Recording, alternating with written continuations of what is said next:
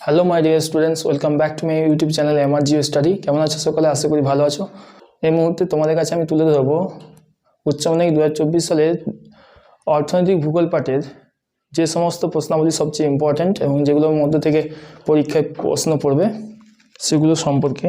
তো আগে বলে রাখি, এর পূর্বে যারা প্রাকৃতিক ভূগোলে পার্ট 1 উল্লেখ করে যে ভিডিওটি আমি পোস্ট করেছিলাম সেটা এখনই তারা দেখে নেবে। সেখানে প্রাকৃতিক ভূগোলে যে সমস্ত প্রশ্নগুলো পড়লে সমস্ত কমন পাবে সেগুলো সম্পর্কে আলোচনা করা আছে। তো এখন আমি আলোচনা করব অর্থনৈতিক ভূগোল পাঠটা। অর্থনৈতিক ভূগোল থেকে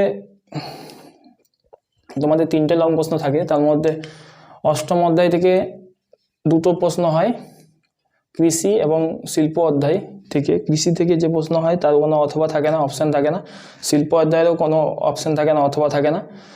তাই এই দুটো অধ্যায় খুব ভালো করে পড়তে হবে, যেখান থেকে যে প্রশ্নে আসুক না কেন সেটা যেমন আমরা লিখতে পারি। নবম অধ্যায় এবং দশম অধ্যায় মিলে করে জয়েন্ট প্রশ্ন হয় এবং সেই প্রশ্নের দাগে তোমাদের অথবা থাকে, অপশান থাকে। অর্থাৎ অর্থনৈতিক ভূগোলে মোট 3টে প্রশ্ন আমাদের লং প্রশ্ন করতে হয়।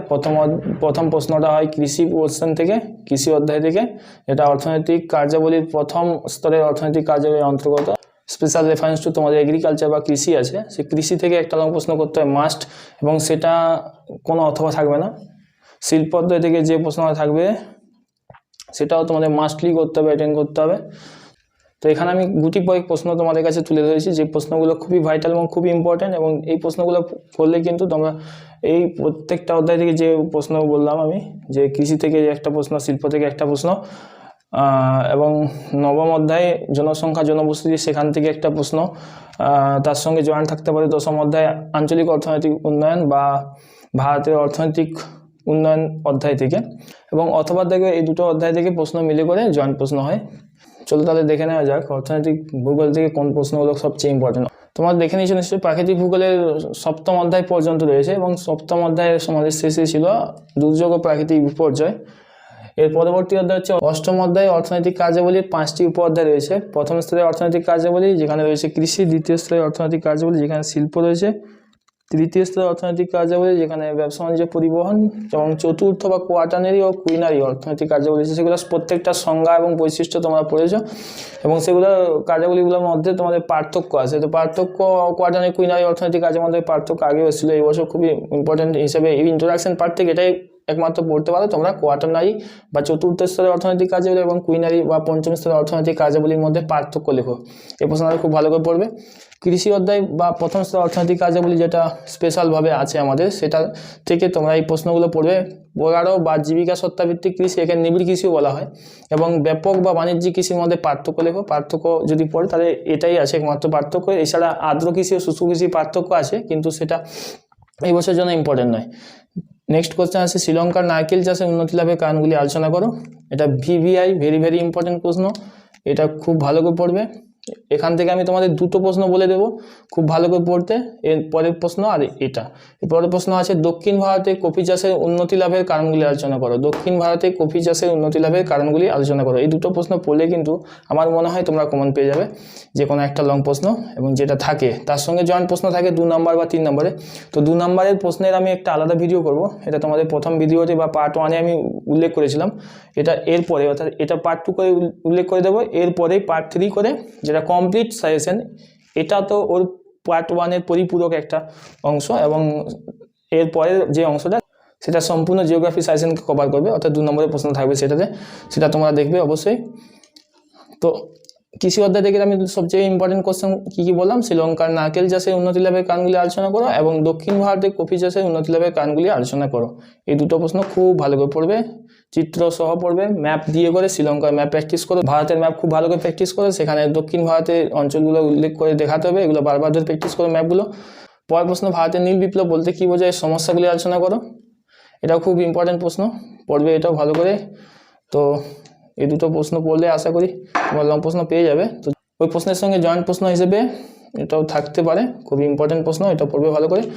এর সমস্যাগুলি পড়ার সঙ্গে সঙ্গে প্রভাবটা একটু পড়বে, ভারতের নীল বিপ্লবের প্রভাব বলতে সুবিধা এবং অসুবিধা, অর্থাৎ সুবিধা কটা 3-4 পড়ে রাখলে, অসুবিধা কটা 2-3 পড়ে রাখলে। নেক্সট প্রশ্ন আধুনিক কৃষিতে যান্ত্রিকরণের সুফল ও কুফলগুলি আলোচনা করো। ভারতীয় কৃষিতে সবুজ বিপ্লবের প্রভাব আলোচনা করো, যেখানেও যা সবুজ বিপ্লবের সুফল এবং কুফল হবে। নিবিড় জীবিকা সত্তাভিত্তিক কৃষিতে মাথাপিছু উৎপাদন কম হয় কেন? নিবিড় জীবিকা সত্তাভিত্তিক কৃষিতে মাথাপিছু উৎপাদন কম হয় কেন? এই প্রশ্নগুলো তাহলে দেখো, আমি তোমাদের কৃষি অধ্যায়ে মোট 35 থেকে 40টা লং প্রশ্ন হয়, তার মধ্যে আমি তোমাদের কাছে 1 2 3 4 5 6 7টা লং প্রশ্ন তুলে ধরেছি। তার মধ্যে আমি তোমাদেরকে ইম্পর্টেন্ট কোশ্চেন আমি বলেই দিলাম, খুবই ইম্পর্টেন্ট। এক হচ্ছে শ্রীলঙ্কার নারকেল চাষে উন্নতি লাভের কারণগুলি আলোচনা করো। সেকেন্ড কোশ্চেন দক্ষিণ ভারতে কফি চাষে উন্নতি লাভের কারণগুলি আলোচনা। আমি তোমাদের কাছে গ্যারান্টি দিয়ে বলতে পারি যে এই দুটো প্রশ্নের মধ্যে যে কোনো একটা প্রশ্ন কিন্তু তোমরা পাবেই, এবং সেই প্রশ্নের সঙ্গে সেটা যদি 5 নম্বরে থাকে, এই প্রশ্নের সঙ্গে জয়েন্ট প্রশ্ন হিসেবে 2 নম্বরের প্রশ্ন থাকবে, যেহেতু তোমাদের 7 নম্বরের লং প্রশ্ন হয়, বা এটা যদি 4 নম্বরের প্রশ্ন হয় তাহলে 3 নম্বরে একটা লং প্রশ্ন থাকবে জয়েন্ট প্রশ্ন। তো সেটা 2 নম্বরের যে সাজেশন দেবো সেখান থেকে পেয়ে যাবে। বা এখানে নীল বিপ্লব বলতে কি সমস্যা, এটাও তোমাদের জয়েন্টে থাকতে পারে, হ্যাঁ। বা এখানে থেকে যে কোনো সুফল বা কুফল দিতে পারে 2 নম্বরে। তো এগুলো সব খুব ভালো করে পড়ে নেবে। নেক্সট অধ্যায় যেটা তোমাদের আছে, অষ্টম অধ্যায়ের দ্বিতীয় পরিচ্ছদের অংশ, যেটা দ্বিতীয় স্তর অর্থনৈতিক কার্যাবলী শিল্প, সেখান থেকে খুবই ইম্পর্টেন্ট প্রশ্ন। প্রথম তোমাদের 3টে প্রশ্ন, যেটা কানাডা কাগজ শিল্পে উন্নতি লাভের কারণ, কানাডা কাগজ শিল্পে উন্নত কেন, বা উন্নতি লাভের কারণগুলি আলোচনা করো। ভেরি ভেরি ইম্পর্টেন্ট, খুব ভালো করে পড়বে।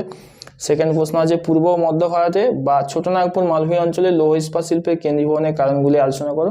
এটা খুব ভালো করে পড়বে।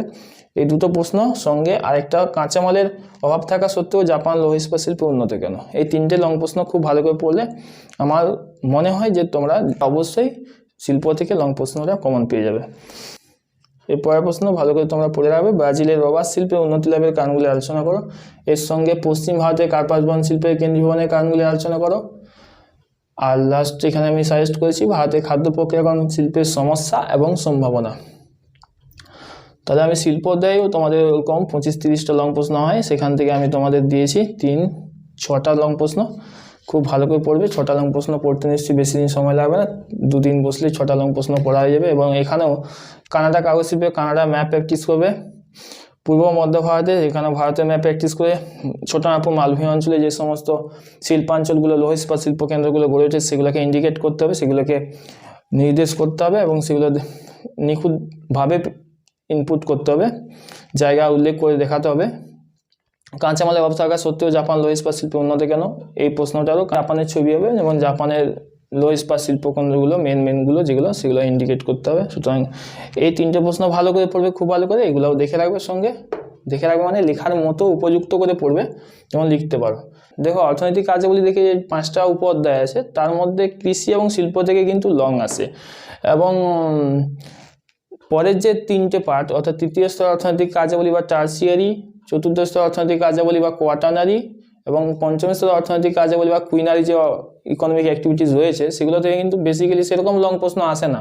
সুতরাং সেগুলো যদিও প্রশ্ন আসে তো 2 নম্বরের প্রশ্ন জয়েন্ট দিতে পারে। সেটা এই ধরো এখানে যেটা উল্লেখ করেছি, কোয়াটার্নারি কুইনারি অর্থনৈতিক কাজের মধ্যে পার্থক্য।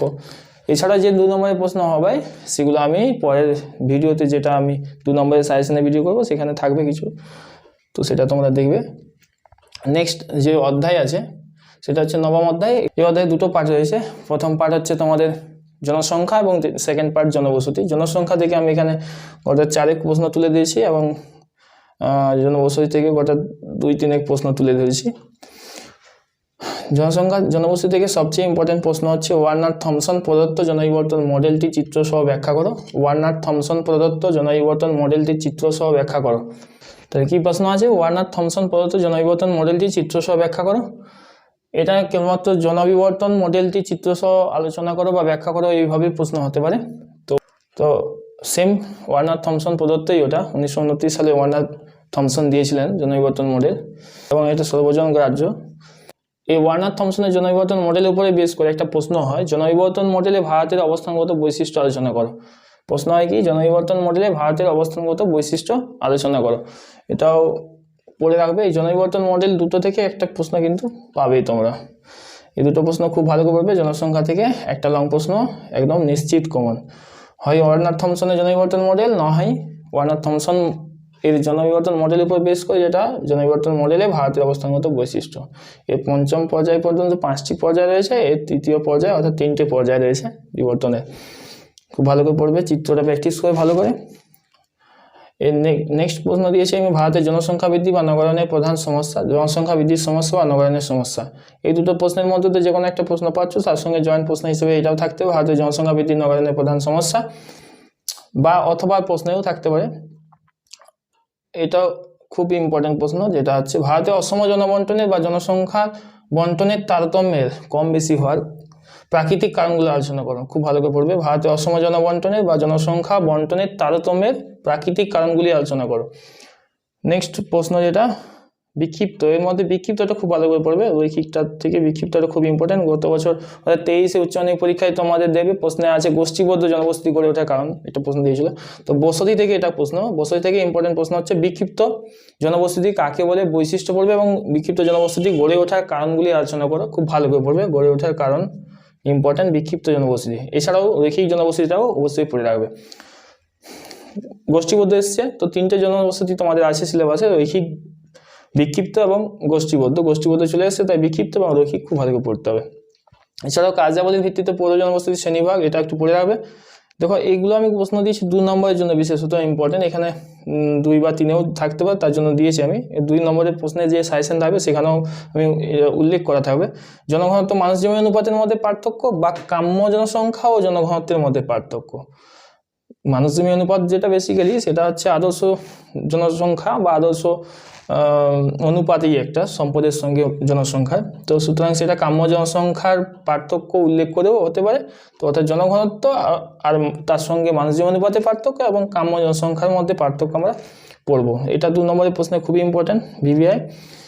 এর সঙ্গে উন্নত উন্নয়নশীল দেশের জনসংখ্যা পিরামিডের পার্থক্য, এই প্রশ্নটাও তোমরা একটু পড়ে রাখবে। এটাও 2 নম্বরের জন্য ইম্পর্টেন্ট বা 3 নম্বরের জন্য থাকতে পারে। সুতরাং এখানে আমি যে প্রশ্নগুলো দিয়েছি তার মধ্যে সবচেয়ে ইম্পর্টেন্ট যদি বলি তাহলে ওয়ার্নার থমসন প্রদত্ত জনবিবর্তন মডেল খুব ভালো করে পড়বে। নেক্সট প্রশ্ন ভারতের জনসংখ্যা বৃদ্ধি বা নগরায়নের প্রধান সমস্যা, এটাও খুব ভালো করে পড়বে। এবং জনসংখ্যা অসম বন্টনে বা জনবন্টনের তারতম্যের প্রাকৃতিক কারণগুলো, এটা ভালো করে পড়বে। 3টে হলো। আর জনবসতি থেকে বিক্ষিপ্ত জনবসতি গড়ে ওঠার কারণ ভালো করে পড়বে। 2 নম্বরের জন্য ইম্পর্টেন্ট জনঘনত্ব মানুষ জমি অনুপাতের পার্থক্য বা জনঘনত্ব কাম্য জনসংখ্যার মধ্যে পার্থক্য, খুব ভালো করে পড়ে যাবে। তাহলে এই কয়েকটা প্রশ্ন হলো যেখান থেকে 30-35টা দুটো পার্ট থেকে গোটা 30টার কাছাকাছি লং প্রশ্ন হয়, সেখান থেকে আমি 4-3-7টা লং প্রশ্ন দিয়েছি। 10ম অধ্যায় এবার চলে এসো।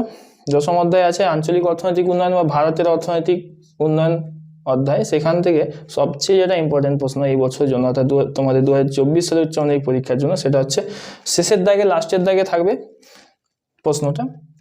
সেটা হচ্ছে বেঙ্গালুরুতে ইলেকট্রনিক শিল্পে উন্নতি লাভের কারণগুলি আলোচনা করো।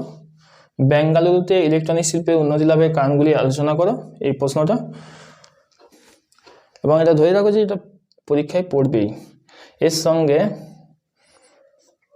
সেকেন্ড যে ইম্পর্টেন্ট প্রশ্ন সেটা কলকাতা বন্দরের সহযোগী বন্দর হিসেবে হলদিয়া বন্দরের গুরুত্ব আলোচনা করো। কলকাতা বন্দরের সহযোগী বন্দর হিসেবে হলদিয়া বন্দরের গুরুত্ব আলোচনা করো, এটাও খুব ভালো করে পড়বে। কেন শেষের যে প্রশ্নের দাগ হয় সেখানে অথবা থাকে এবং সেই অথবা দাগে একটা 10ম অধ্যায় থেকে প্রশ্ন জয়েন্ট হবে এবং তার পূর্বের যে প্রশ্ন মেন প্রশ্ন সেখানেও একটা জনসংখ্যার সঙ্গে বা জনবসতির প্রশ্নের সঙ্গে এখান থেকে কোনো প্রশ্ন জয়েন্ট হতে পারে। সুতরাং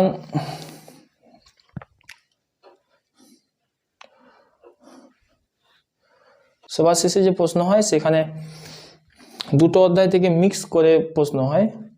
সুতরাং একটা প্রশ্ন জনসংখ্যা থেকে দিল, সেই জনসংখ্যা প্রশ্নের সঙ্গে জনবসতির প্রশ্ন জয়েন্ট থাকতে পারে, বা লাস্ট অধ্যায় 10ম অধ্যায় আঞ্চলিক অর্থনৈতিক উন্নয়ন থেকে কোনো প্রশ্ন জয়েন্ট থাকতে পারে। আর ওই দাগেই অথবা থাকে, এই অথবা প্রশ্নেও কিন্তু এখান থেকে কোনো একটা মেন প্রশ্ন থাকতে পারে এবং সেই মেন প্রশ্নের সঙ্গে জনসংখ্যা বা জনবসতি থেকে যে কোনো একটা 2 বা 3-এর জয়েন্ট প্রশ্ন দিয়ে 7 নম্বর কভার করতে পারে। সুতরাং এখান থেকে দুটো প্রশ্ন তো ভালো করে পড়তে হবে। একটা হচ্ছে বেঙ্গালুরুতে ইলেকট্রনিক শিল্পে উন্নতি লাভের কারণগুলি আলোচনা করো।